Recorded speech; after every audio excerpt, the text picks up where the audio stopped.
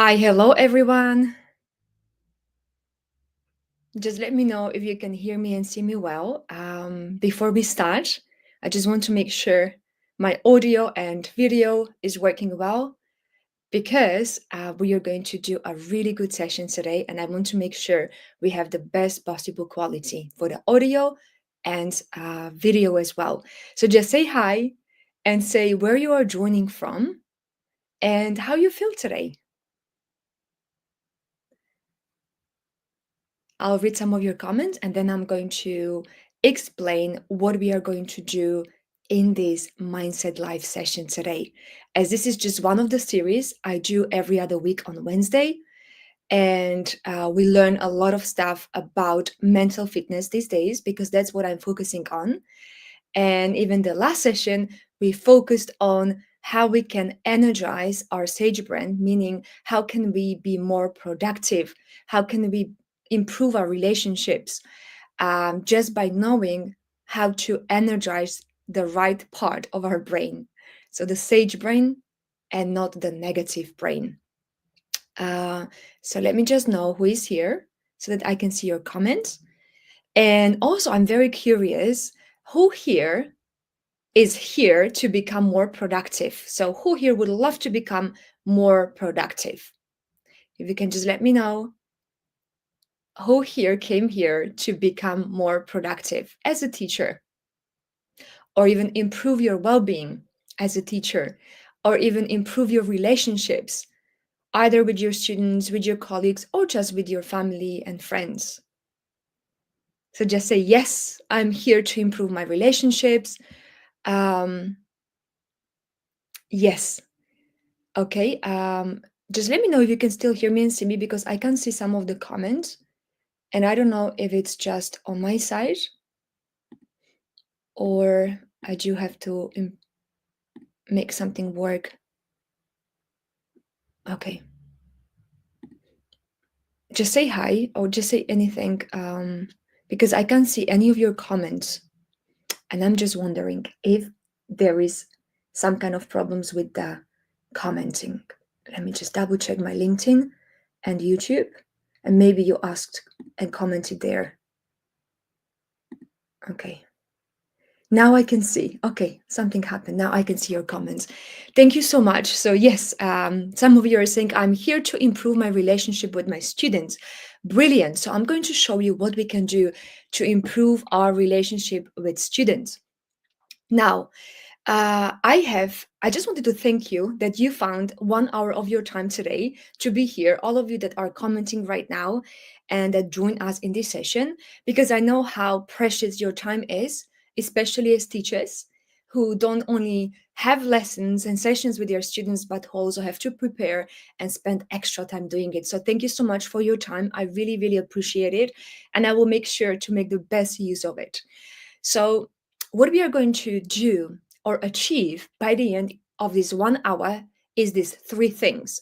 So, the very first one, we are going to learn how we can stop self sabotaging ourselves by even knowing what 10 saboteurs we have. So, these are the thought patterns or behaviors which are preventing us from achieving goals, from being successful, from making impact on people's lives. And we are going to learn what they are. There are 10 of them. And then we are going to focus on the two. I don't want to say if they are the most important, but these were my saboteurs. Well, the first one is the saboteur for everyone. Everybody has this saboteur. Is the primary one, which is the judge.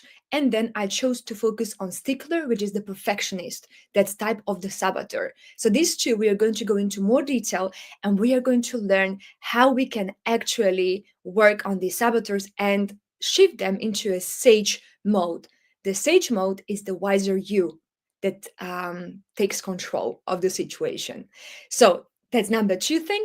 And number three, I'm going to share with you a link to a test that takes about 5 to 10 minutes. We are not going to do it in this session, but you will be able to do it by the end of this session or at the end of this session, after this session, and you will find out which of these 10 saboteurs are your top 3 saboteurs.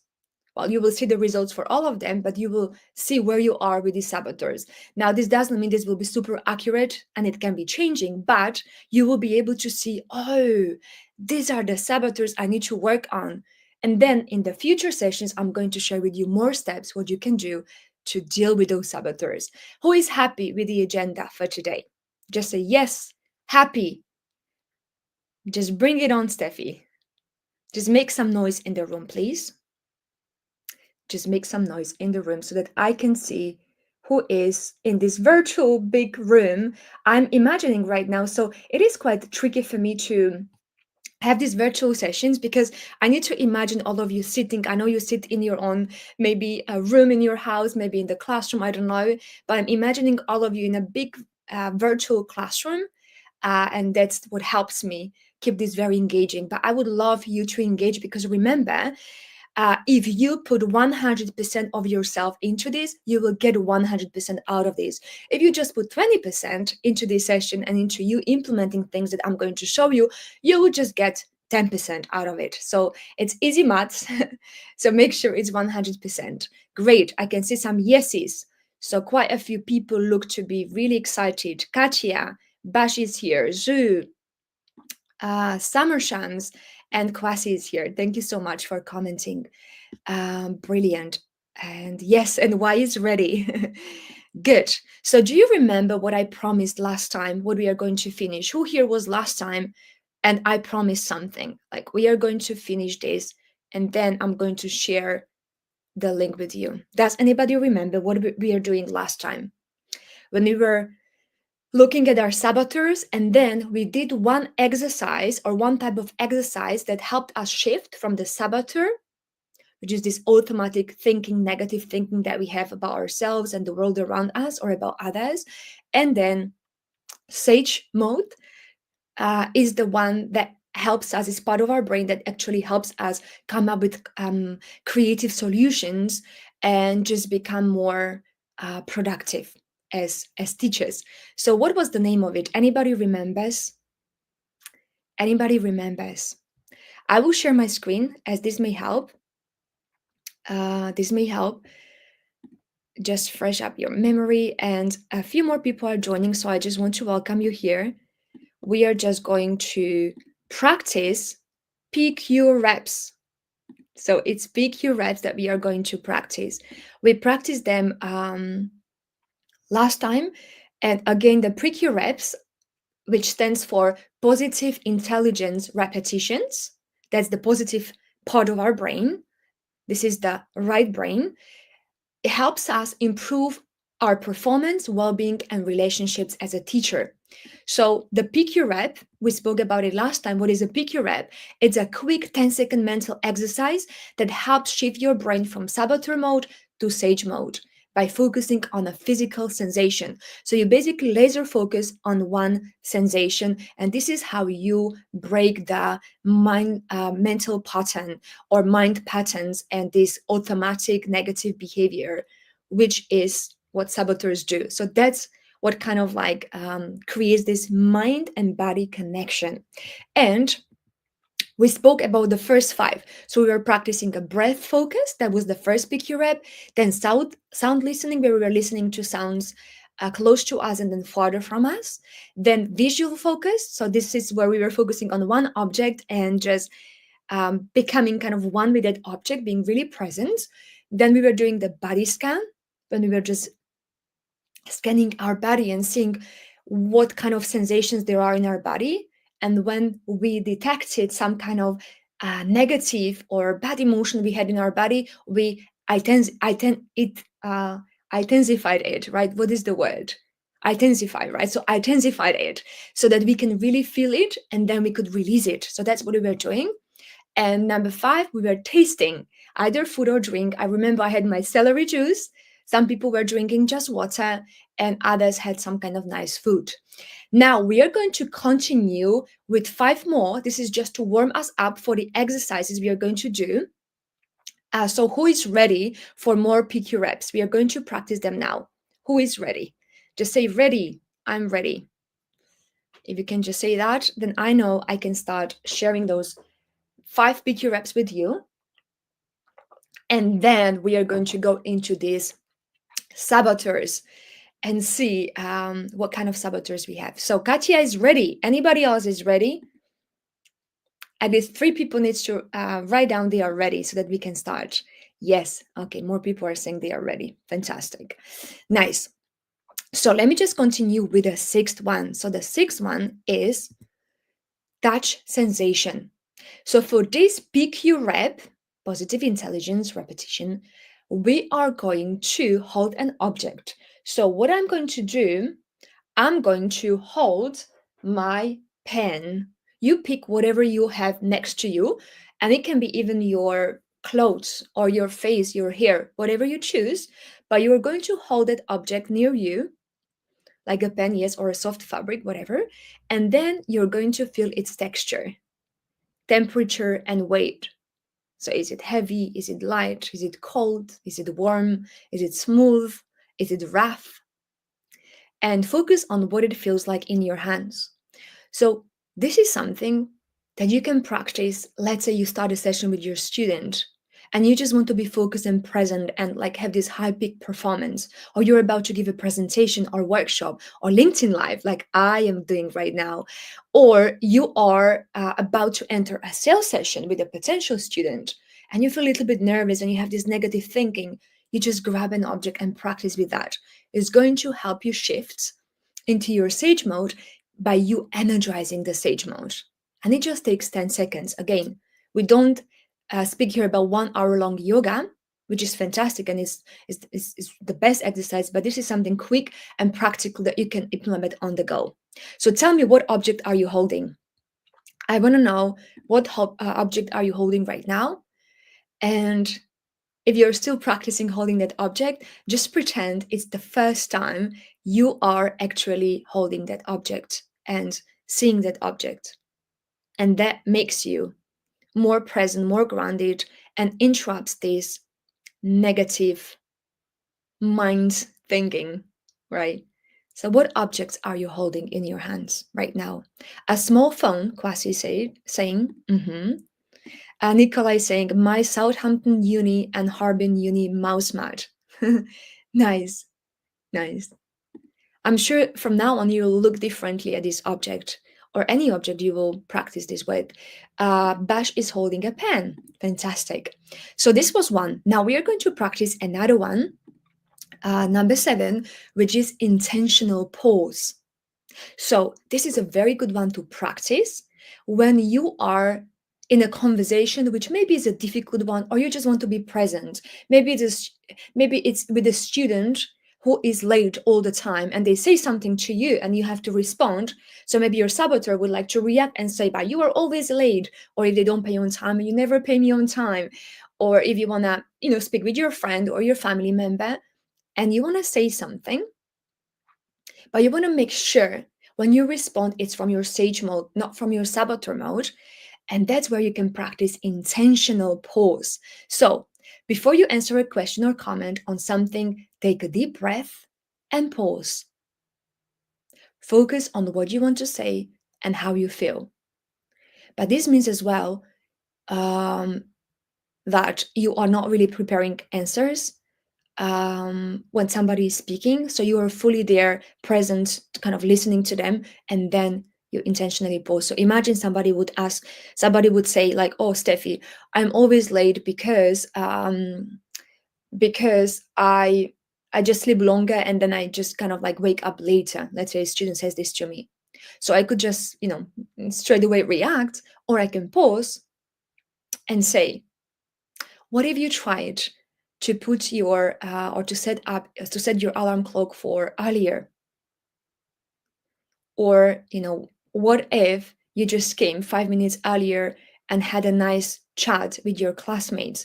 Or kind of like other things, but I would pause before I would say anything. This is hard to practice right now because we are not in the same room, but I would practice it with you if we were together, what it would look like. But just bear this in mind. You don't have to react straight away and, answer straight away to a question or comment. You can take your time. And if you trust that whatever you're going to say is important, then you can take your time. You don't have to feel bad about it. Okay, so good, good, good. Now, who is ready for another one? We have three more to go. This is just to warm you up for today's session and just to pick up where we left the last time. Who is ready for the next one? So Zoo is ready. Who else is ready for the next PQ rep so that we can practice the next one together? And also share your reflections from this one if you have any. I know we are not practicing together, but maybe something came up for you and you want to practice it. So just share that with us here in the chat box. Good. So a few of you said ready. The next one is mindful listening. So this is actually something that comes very natural to me. When I'm sometimes by myself, I do tend to get into this saboteur mode quite a lot. I guess many of us do. But when I listen to someone, I don't know why, somehow I have started this process already a long time ago. I am present. So when someone is speaking, focus fully on their words. Notice their tone, expressions, and what they are really saying. So maybe you can focus on me right now. Avoid thinking about your response while they talk, just listen. So that's why I really enjoy, like, if you ask me what is your number one activity or like passion, I really love listening to people and I love being a coach because as a coach, I do need to listen a lot and then ask very good questions. So I can practice this mindful listening and intentional pauses a lot. And somehow just by listening to other people, just seeing them, observing them, hearing them, feeling how they feel, makes me feel grounded and present. It kind of like stops all the other noise from the outside. So when you are listening now to me, or if you are listening now to me, how does it feel for you? Like, do you still have some thoughts which are taking you away from mindfully listening, or was this process actually quite productive for you? And one thing that it's very important to bear in mind, you don't need to feel bad, like judge yourself too much when you are shifting your attention from like listening to someone. If your mind wanders, gently bring your focus back to the speaker's words. And this really helps you stay present and truly understand them. So this is not the time for you to like beat yourself up that, oh, I'm not able to listen to this person, but just to gently bring yourself back. And believe me, if you are practicing mindful listening in your sales sessions as a teacher, so if you're a teacher entrepreneur and you practice this is where people feel really listened to and they have trust towards you. So I can tell you from my own example, when I was starting as a teacher entrepreneur, I failed 15 strategy sessions in a row within like 3 or 4 months. And why? I can tell you why. Because I had the sales script in my head and I was following that. And then I'm not saying I was not listening to them, I was, but I was not really picking up on the nuances and things what they were saying. So I was not really mindfully present there. I was already trying to sell them through that sales script I had prepared. And then when I finally understood that actually I'm here to listen, I want to listen. And this doesn't mean you are not leading the session when you are listening, but you can listen in a very powerful presence. And this is what happened after these 4 months of failing 15 sales sessions. I closed or I converted, whatever word you would like to use, 3 clients in one day. In one day. And then some of other teachers were asking me like, what did you do? And I converted them at 80 or even more dollars per hour. So that was like a high rate. And it was kind of easy for me to do it because I was listening, mindfully listening to what they were saying and not really kind of pushing my script on them. Of course, I was still having the outline of the script in my head. I internalize it, but because I internalize it, I could be present. And I really listened and they felt like, oh, she really understands me. Because, when you mindfully listen, you really listen and then you are able to say back and summarize what they said and clarify things. So, how are you finding this? Who here is learning something new? And maybe tell me, when did you listen mindfully last time and you felt good about it and even it had positive outcomes? Let me know. When was the last time and maybe who you were speaking with, who you were listening to? when you felt that way? So for me, it was yesterday actually when I went dancing and I met there my friend, and I was just focusing on everything what he was saying, how he was saying it, the sound, his face, facial expression, and it was such an enjoyable evening. What was the last time for you? When was it? And then we are going to continue with the next one, with the next PQ rep. Okay, I can see a few people are ready. Fantastic. So we are going to continue with a PQ rep number 9. That's self-compassion with hand on chest. So these may be situations when you said something which wasn't right, or somebody hurt you, or you did something which was a mistake, or like it was not a good idea to do or to say, and then you try to beat yourself up. So instead of that, just place your hands on your chest, take a deep breath, and feel the warmth. Remind yourself it's okay to feel what you are feeling. So again, I even some I try to pressurize kind of and press my hand against my chest, and I just feel this self-compassion and love towards me, and kind of this feeling it's okay the way I'm feeling. So this is another pick you up that you can do if something happens and you're not quite happy about it. And you speak to yourself as you would speak to your friend. Sometimes we speak to our friends with much more love um, than we speak to ourselves. So that's what happened. Okay, so who here managed to practice this? You can just let me know who here is just putting now the hand on your chest. Okay, I can see Alison is doing that. Good.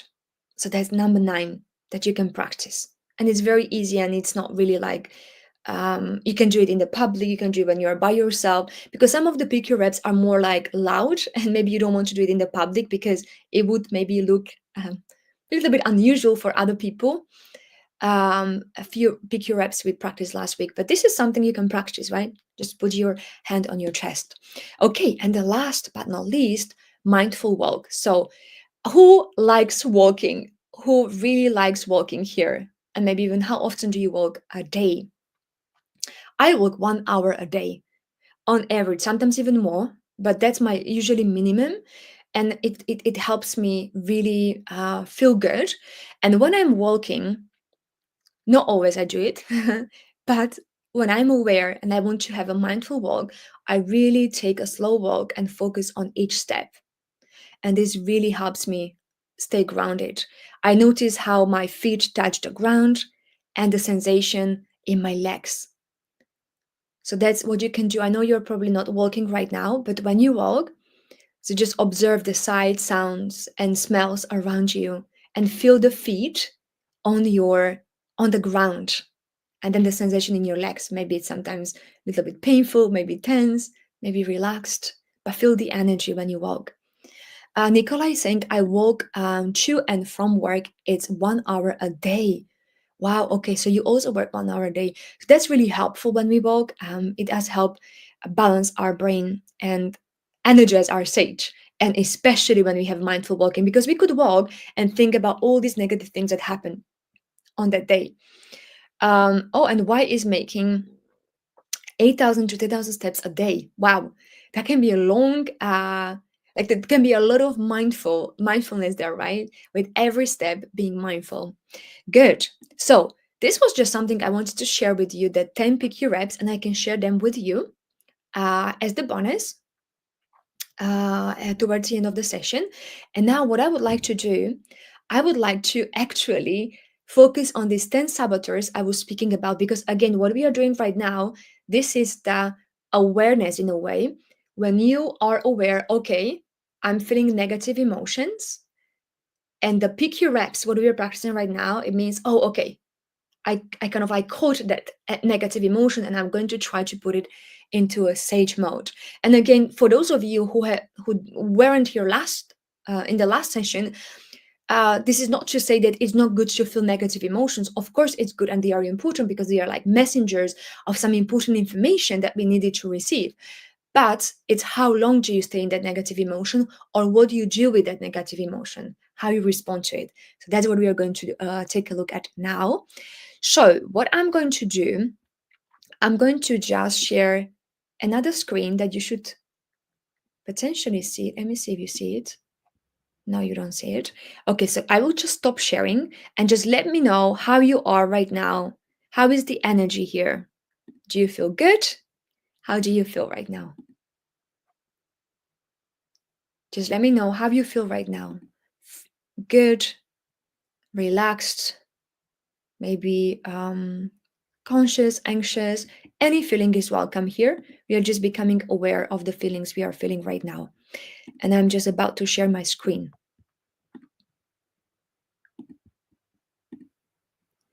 Okay. So,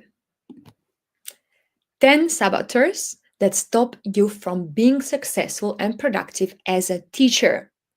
Oh, there are 10 of them. So let me just show you what they are. Anybody can judge, can tell me what is the first one. So the first, okay, let me just actually share one more thing with you. I know I mentioned it a few times, but again, what is a saboteur? A saboteur is a negative voice or self sabotaging thought or behavior in your mind that holds you back. That was very simplified, but we are going to go in more detail. Now, I want you to guess what do you think the first saboteur is, the primary saboteur all of us have. All of us have. What is it? What is the name of that saboteur? Some of us, many of us, well, most of us have all of them to some extent, but they are not as active or as much sabotaging us, and maybe they just show up from time to time. But this one, everybody has. And just in a way, disclaimer or maybe a note on the side: the saboteurs are just overused strengths. So if we were just using the strengths that saboteur has, that is great because each saboteur can have good strengths, but saboteur means overuse strength. So when we overuse our strength, it's not good. Anyway, like no extremes are good in our lives. So that's what happens. When something is overused, it becomes sabotaging us. Ew, wow, okay. So Ben, yes. So Ben actually um Ben described the symptom of that saboteur in a way. But yes, it is right, Ben. Just the name is a little different, but you are right. And I can see the energy is reflective for Bash. Why feels a little tired? Yeah. So sometimes I actually, you know what? That's very interesting what you were saying, Ray. Because yesterday I slept very little. I went to bed actually night before at 1:30, which is not a usual time for me. And I was tired in the morning. I know when I sleep like 6 hours, I'm not at my best. I know that, but I kind of convinced myself, and by the use of PQ reps, I managed to stay pretty engaged and pretty alive and pretty lively during the day. I was still maybe not at my best, but I was much better just because I actively decided to feel more relaxed and rested. Um, but yes, thank you so much for saying that. So, okay, Ben is saying imposter syndrome or self criticism. You're becoming closer and closer. So, let me just tell you what it is. What is the first number one saboteur? So, it's judge, judge, judge, judge. Uh, at this point, I'm just going to give like one or two sentences of description for each saboteur because we are not going to into much depth. And then in the next slides, we are going to talk about judge and the second one. But basically, judge means when you think um, kind of what's wrong with you, other people, and circumstances, and when you start kind of judging yourself, and Ben even mentioned, yes, doubting about yourself, not feeling good enough, but it's really like negative, and it gets you into extremes. So that's the judge one. Now, the second one is stickler. This is the perfectionist, and this is the one we are going to speak about today. And this is when we are too much fixated on making things perfect rather than just good enough. When we are obsessed and even anxious about it. Then the next one is controller. When we want to have things our way, with our timing, um, yes, our own way, and we control, kind of try to control the situation, circumstances, but even other people. And we forget to focus on kind of what would it take to make it more like a pull, not a push. So we are pushing things. um, Hyperachiever is another one, when we derive our worth, or when we see our worth just by our results. So, oh, I'm having a good sales month, it means I'm good enough. I'm having a low sales month, and let's say not enough money this month, it means that there's something not just wrong with me, but my worth is not as high as it was before, like next last month when I sold more courses, or let's say I didn't have a good session. So this is basically when we are deriving our worth based on our based on our results and achievements. So we don't love ourselves for who we are, but rather on what we achieve.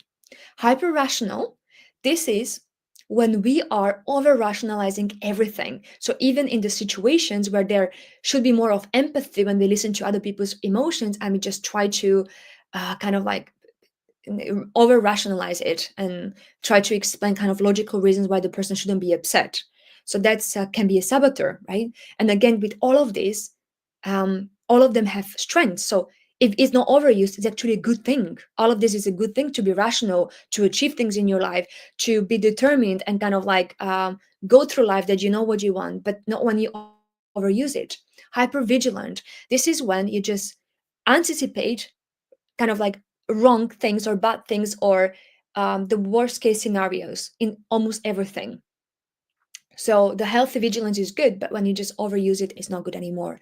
Pleaser, this is when you please other people, you just want approval and validation from other people, and you do whatever kind of makes them happy, but you don't do it from this feeling of, oh yeah, this makes me happy too, but more like a um, kind of, you're resistant to do it, and more like a push. Oh, I have to do it because then I will feel more loved. So you love somebody because you want to feel more loved. Avoider, this is the procrastination, right? When we are avoiding things in relationships, in our teaching, and we are just postponing them to another day. um, Victim, this is when, okay, poor me, this is what's happening to me, and it's like poor me.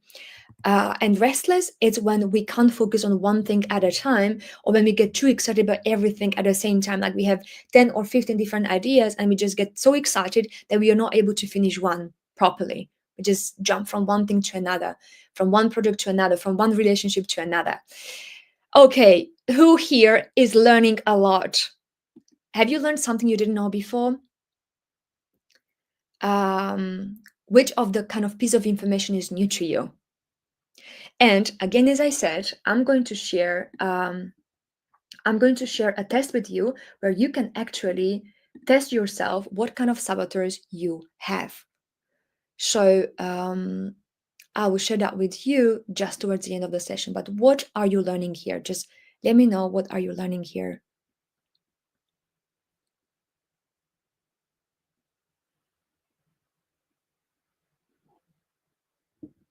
What are you learning here?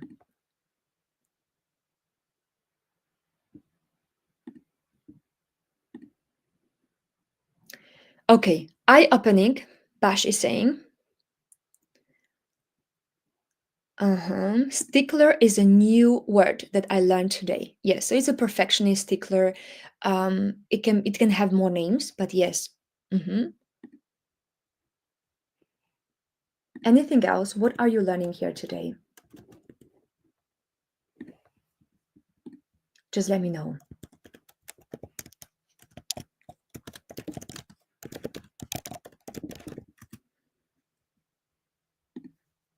Okay. Good. So, I will be reading your comments as I continue. As I can see, some of you are still writing. So, we are going to continue with the first one, which is the judge one. I hope you are ready. So, the judge one. With the judge one, it makes you feel bad as it's trying to find out what's wrong with you, with other people, or circumstances. So, the judge one is the primary saboteur because it starts all these negative responses. And then other saboteurs are like accomplices, accomplice saboteurs. So that's why all of us have this saboteur, but then we have some others too. Now, as I said, it makes you kind of think what's wrong with me, with others, and with circumstances. When we are judging ourselves, others, or circumstances, the observations can be accurate and inaccurate. But the difference is this: when you are judging yourself, others, and circumstances from a saboteur mode, and even though your observations are accurate, you still feel bad. And if they are inaccurate, you still feel bad. But from a sage mode, you feel good when you use your judge. Okay, so let me just explain what I mean. So let's say what could happen. Let's say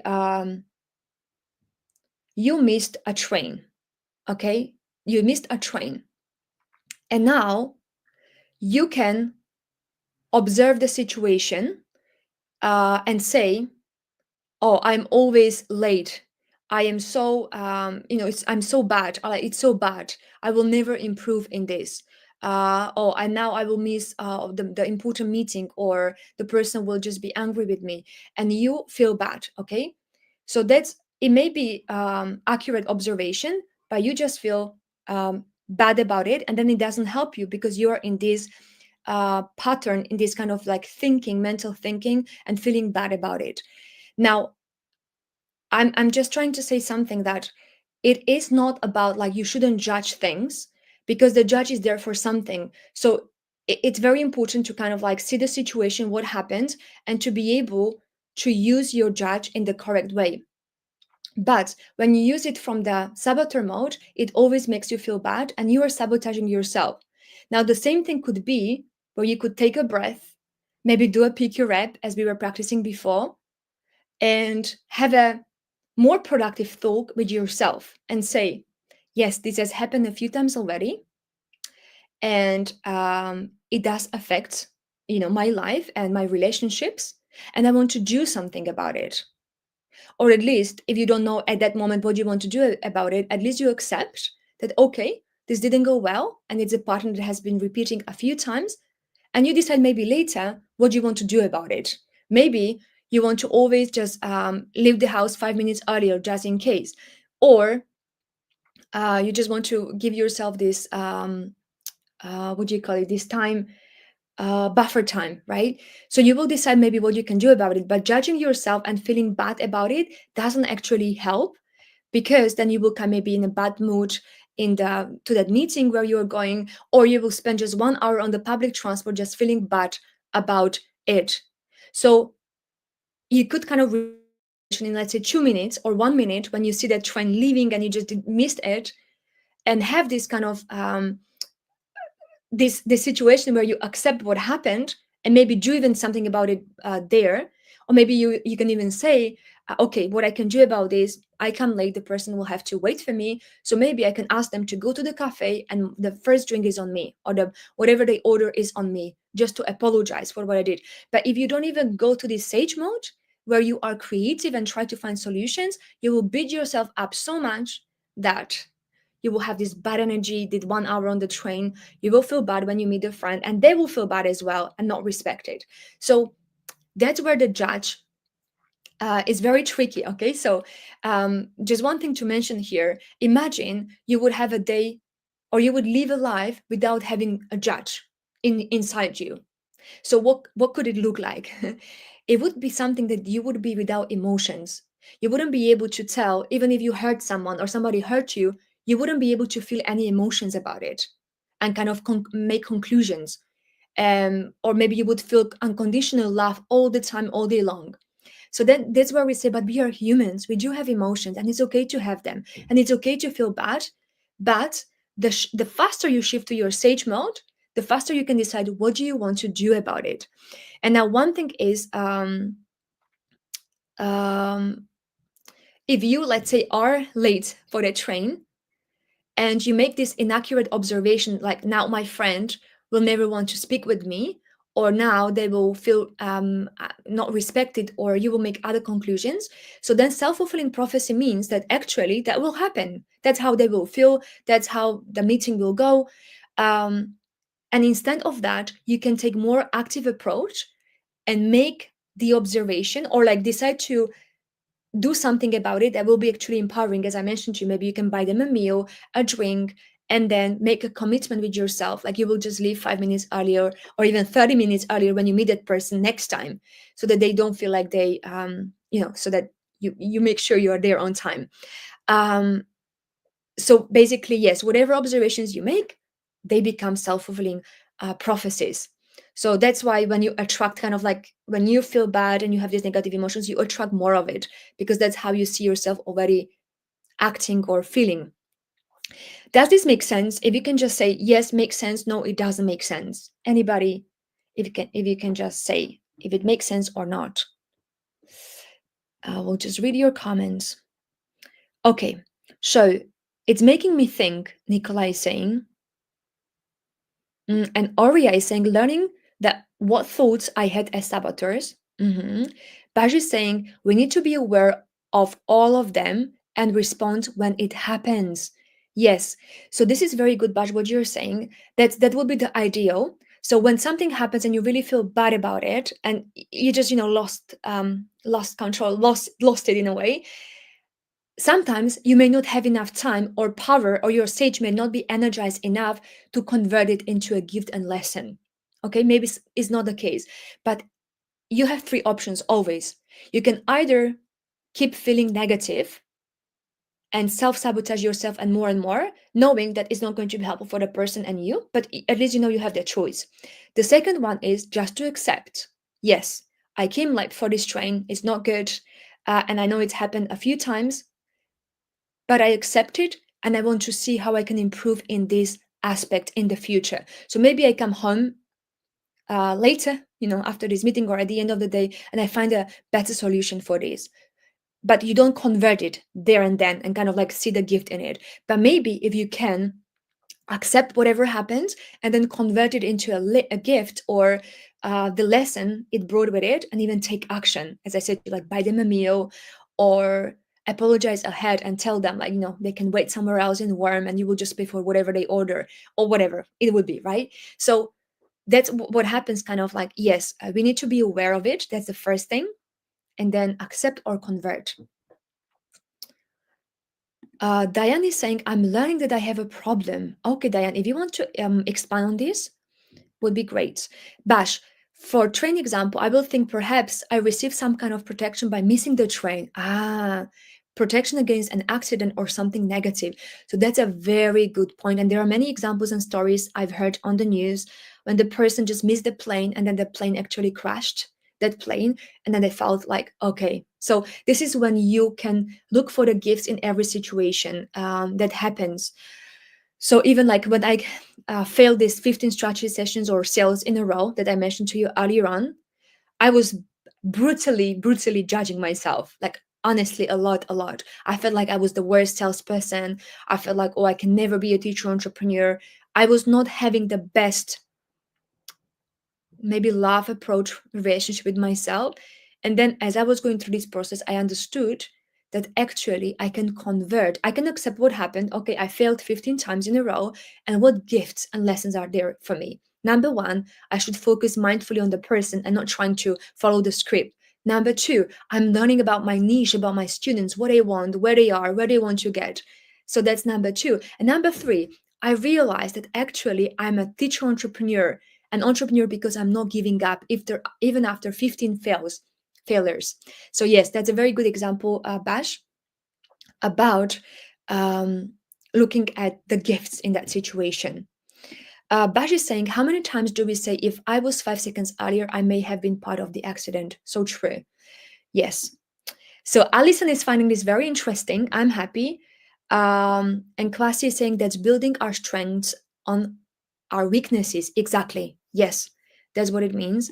And Diane is saying, my emotional intelligence is at war with my logistic Cartesian intelligence, and I'm smack in the middle of the war zone. So this is a very good point, Diane, and I'm grateful to you that you brought it up. So one thing that I didn't understand really fully before, and I think I can understand a little bit better now, is that you are never fully in a sage mode and never fully in the saboteur mode. Or like you just kind of switch on the parts of your brain which are sage and then parts of your brain which are saboteur. There is always this ping ponging, right? But the thing is that you're at least aware where you are and how you can energize this sage brain more and more. So that's the same as with the muscle. Some of you go to the gym. I go to the gym and I still don't have a lot of muscle. But anyway, so we go to the gym to strengthen our muscles. This way, when we do PQ reps and other sage steps, which I'm going to share with you just in a moment, we practice our sage brain. And this is how we are more able to get into the sage mode in a way at a command, like when we want. So it's okay when you are in between, Diane, because that happens. And I don't think, or maybe very few people are most of the time in a stage brain, let's say 95% of the time. Maybe if you practice, I don't know, different practices in yoga and meditation every day and other things, you are more in the sage brain. But this doesn't mean you will never go to the saboteur brain. So that's always like, what do you call it, default mode in a way, but you can practice how you get out of it and you interrupt that pattern of self-sabotaging. So just becoming aware. Yeah. Okay, so what I wanted to say here, just to continue, who knows what's wrong and what's bad? So sometimes, exactly as actually Bash said that, who knows if it's wrong or if it's bad, what happened? So, regardless of being late for the train, we still should apologize and treat the friend with extra more respect, just to make it up. But we don't know. Maybe exactly we just have avoided an accident. And there was a story I want to tell you. Would you like to hear a story? Would you like to hear a story? A story. It's a short story, but a very good story that will actually demonstrate who knows what's wrong and what's bad.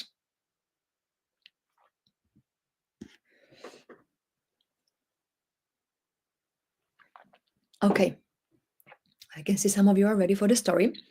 So there was a farmer, and this farmer had a stallion that actually entered a competition. And surprise, surprise, the stallion won the competition. So all the neighbors came to the farmer and they were just congratulating him, saying, "Congratulations, this is so good. You won the first prize." And the farmer responded, "Who knows what is good and what is bad?" They left a little bit puzzled, but anyway. Then what happened? Because some thieves in the village where that farm was found out where the best stallion, the best horse in the village lives, is. So what they did, they came to the farm where the farmer lived and they stole the horse, the stallion. So the neighbors came really sad and kind of like enraged and angry, and were saying to the farmer, "Oh, this is really really bad. We are so sorry. We are so sorry for what happened." And the farmer responded, "Who knows what is good and what is bad?" They left even more puzzled, but anyway, what happened? The stallion was a very courageous stallion, and somehow it managed to break free from that captor or from the thief.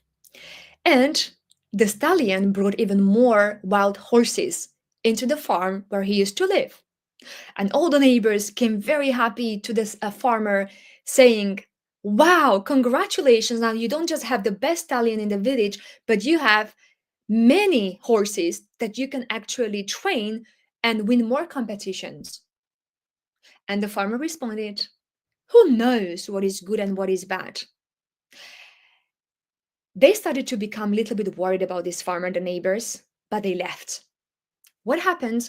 The farmer's son tried to train those wild horses so that they can actually be trained and tamed and then enter a competition or do something else with them.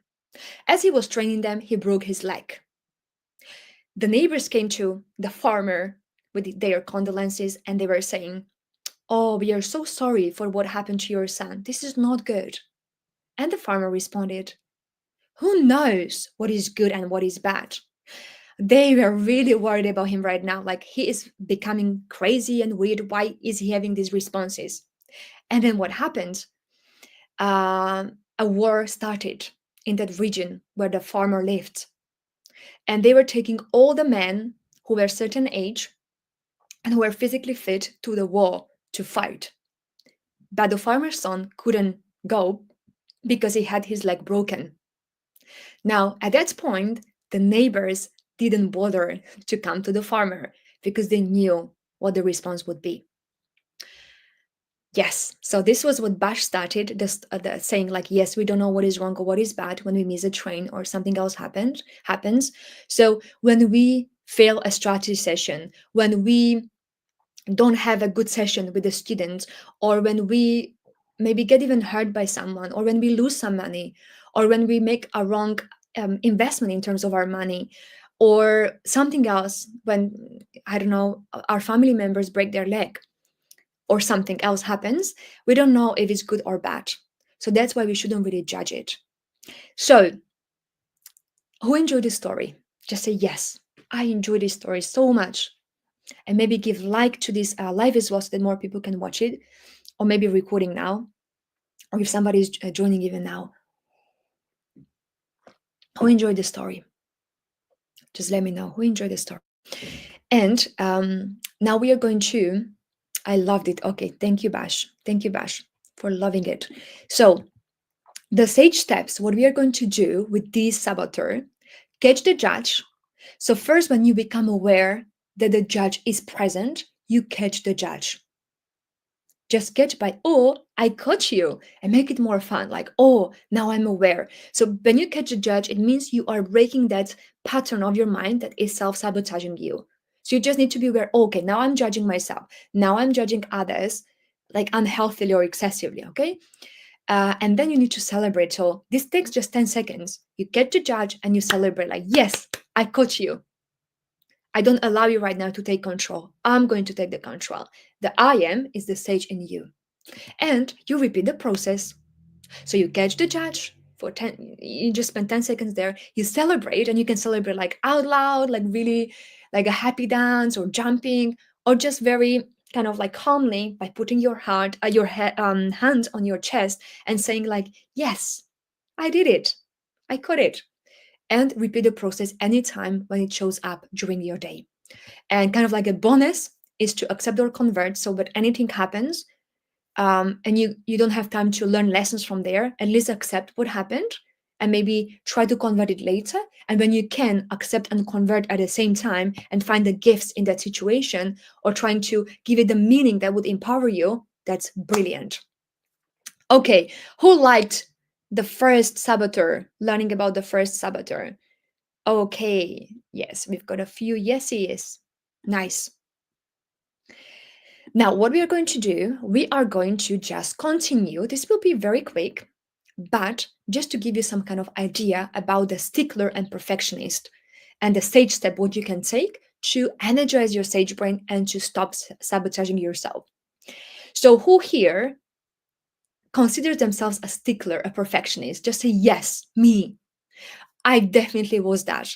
And I still have tendencies for doing it." One of the examples is when I was starting as a teacher entrepreneur and I was making carousels, which is a special type of post you post on LinkedIn and other platforms. And it took me 3 hours to put it together. I'm sure even if I spend 1 hour, it would be good enough, but I just wanted it to be perfect. And then because of this, when I was just too focused on this small detail and just being obsessed with the details of it, I kind of like missed the bigger picture. And the bigger picture was actually, Steffi, you have to connect with new potential students every day on LinkedIn, Facebook, or other platforms so that you can have them as students and then respond to messages and everything. Like, it's not as important to spend 3 hours on a carousel that has to be perfect and maybe that just 100 people will see. So kind of, this is like I think analogy is like you miss the forest for the trees, right? So you focus on the tree so much that you don't even see the forest where you are. So you don't see the big picture. This is what happens with the stickler. And I can see there are a few people who are saying, yes, they resonate with this, that they feel like I'm a perfectionist. So what I want to share here is that it's an anxiety-based need to make things perfect. Yes. And natural strengths are eye for attention to detail, which is amazing, right? Or this kind of like excellence, like good quality work, which is always good, right? To do good quality work, or even being organized. That's amazing, or even self-disciplined or high quality standard. There's nothing bad about it. But when it's already becoming overused, it means it's like anxiety based and you focus too much on something and you become frustrated when it doesn't work that way. And then you don't even have energy for anything else. And there is a big lie. So, this kind of a stickler is trying to tell you that if I am there for you, so the stickler thinks, oh, I'm protecting you, you will do the highest quality outcome. But this is not true. Okay, because maybe even with that carousel, less would be more, and I would have more energy for something else. So because I focus too much on making it perfect, I actually lacked energy to send more connection requests to my potential students or to prepare another lesson for my students. So basically, in fact, it makes you suffer. It makes you suffer this kind of high quality outcome when it's like too perfect. And in that case, maybe good enough would just be enough. So just good enough is good, right?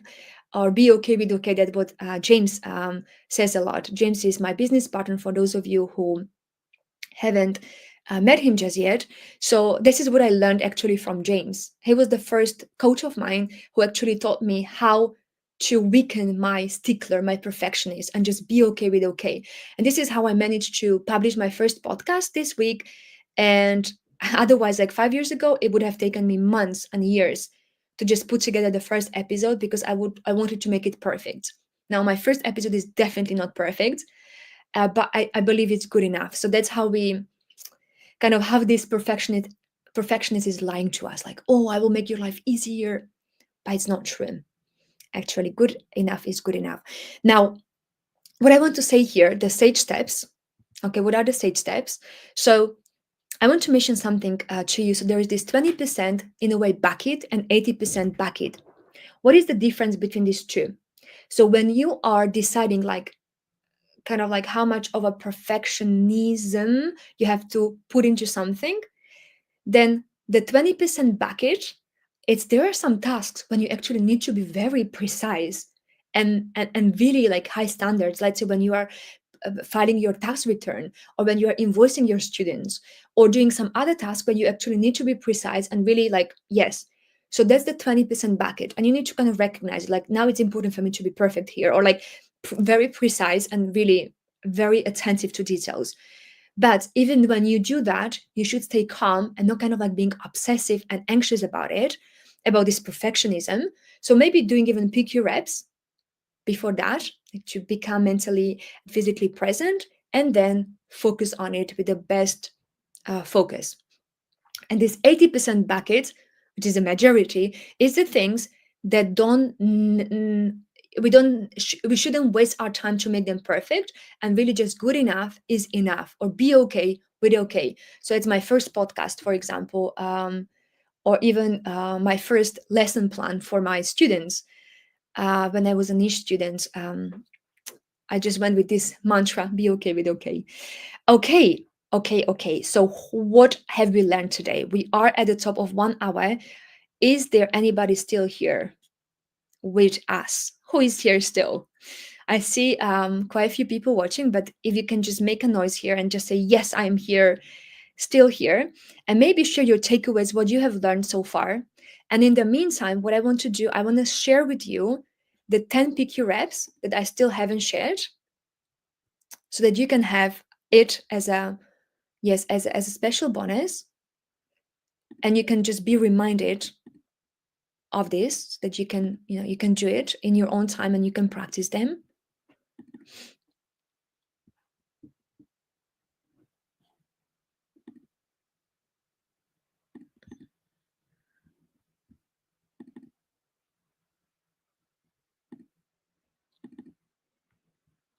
Okay, so I'm just going to share this document with you and then a few other things, and we are going to be wrapping up. So, yes, I can see quite a few people are still here. So, this is the bonus for all those you. These are the 10 PQ reps that I just wanted to share with you. And I'm going to continue in the next session with other saboteurs that we are going to go through. So, today we just went through judge and stickler. We have 8 more we will go through. But what I want to share with you is actually a test. It's like a saboteur assessment. So you can assess like the tendencies that you may have of certain saboteurs. And if you know more, then we can, take even more, even a kind of closer look at those things. And I can even suggest you more specific steps for you to do. So you can take this test. Is a free one. It takes about 5 to 10 minutes. And then next time you will even know like what tendencies you have even better. So I hope you have received that. And what I wanted to do as well, one more thing is for those of you who actually missed the previous session or even previous sessions, and it would help you have better context, I'm just going to share my mindset YouTube channel where you can watch all the previous sessions. Yes, I know it's a lot of links, but maybe you can just save them. Yeah, so what are your takeaways from this session? Irna is saying, thanks for the reminder to keep taking action to connect with my audience. Yes, exactly. So connect with your audience and maybe not spending the time on making a few things perfect, like a perfect video on social media or perfect carousel or perfect picture. Um, let's just focus, maybe see what are the most important things and then how much of the energy I have still left to make this carousel even better. If I have a lot of energy, of course I can spend more time and make it even better. But if it's at the expense of other energy and other things which are more important, maybe it's not the best idea. Okay, what other takeaways do we have? Okay, Ayrna is saying yes, she will take the saboteur assessment, and Katia is just being grateful. So I will read your other takeaways if you have any. And then I will see you next in 2 weeks' time, actually. I will see you in 2 weeks' time on Wednesday as well at 8 a.m. Eastern Time, where we will go through 2 more saboteurs. I feel like 2 per week, 2 per session is just a good kind of balance. I don't think we can do more. Um, you cannot see the assessment. Oh, you got it. Okay. Bash, you got it. Fantastic. Any more takeaways that you want to share? Aha moments? Or comments just how you felt throughout this exercise. And by you sharing takeaways, it's going to help you implement things even better and internalize things even more. So you will do a favor to yourself, but at the same time to other people who will just come to the comments afterwards and then decide if they want to watch the recording or not. Because sometimes we learn even more from the takeaways than from the session itself. Okay, so Kwasi saying I've been quite responsive. Great, that's good, and thank you so much for being so active. I really appreciate all of your time. Those of you who are here. Yes, I can share the assessment again, Bash, and this is how you can find out where your saboteurs are and what you can do with them. Yes, so this is the assessment. Can you see the assessment now? Or where are you watching from? Oh, actually, yes. You are on LinkedIn. For some reason, it doesn't show on LinkedIn. Okay, so let me just go to LinkedIn and just share it there as well.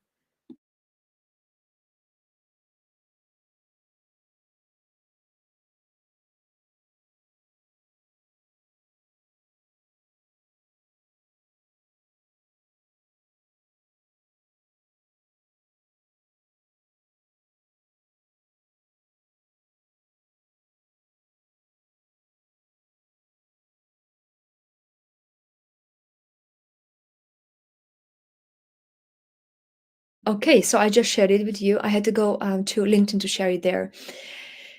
Good. Yes, you're welcome, Bash. Horia, how do we know whether our observations are accurate or inaccurate? So the point is, it's a very good question. So the point is, with a judge, even if they are accurate or inaccurate, they make you feel bad. So that's the point. With a sage mode, you can make an accurate observation, which is not like this is like the universal truth, like this is exactly how it was. So, like you can look at one situation from 20, 100 different perspectives. So, this kind of accurate, when I say accurate observation, is the observation that will bring you the most empowering meaning, or that is going to help you move forward in the most empowering, joyful way. So, for example, let me just give you an example here because I think it's important. When I was before a volunteer and then I was working as an interpreter, I just wanted to get a job, which was like, oh, my dream job. That was back in Manchester, like 10 years ago. And I was applying for that job. I even got to like the shortlisted candidates, and I just had this, there were just two other people. And I thought I would get a job. I was convinced, and I didn't get a job. Okay. And I was really upset about it. But then, so that was the judge. Like there was for a few days, actually, I didn't even try to take a look at it like, oh, what lessons I can learn from here, or what is the gift in this, or what else can it mean for me. I was like judging myself and even judging that company, like, why didn't they, hire me?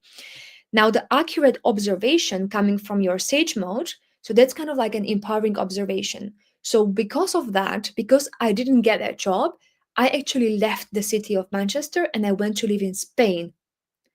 So looking at that, me not getting the job, the accurate kind of like whatever, the accurate empowering observation I would give to it is like, wow, now I have the opportunity to learn Spanish and try to live in a different country, to learn a different language, to just try different food. I was living by the ocean, so I got very healthy there and I really recovered because I had a lot of health issues at that time. So basically, then you give good meaning to that situation that you didn't get a job, and you find the gifts in it. So what gifts that situation brought me? And when you observe it this way, you are more likely to see more reasons why this was kind of a good thing that happened. So that's where you decide what is the observation, what is the meaning I want to give to it that will empower me the most. So you actually decide what will be the accurate observation for you based on that.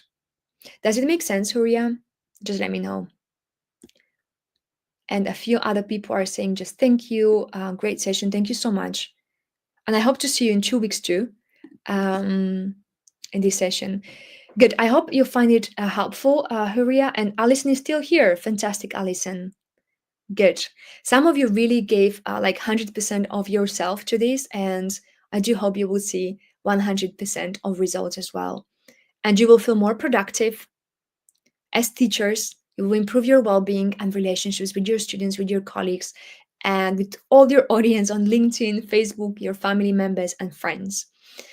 Thank you so much for being here, and see you all in 2 weeks' time. Take care. Take care. Bye, bye, bye. Bye.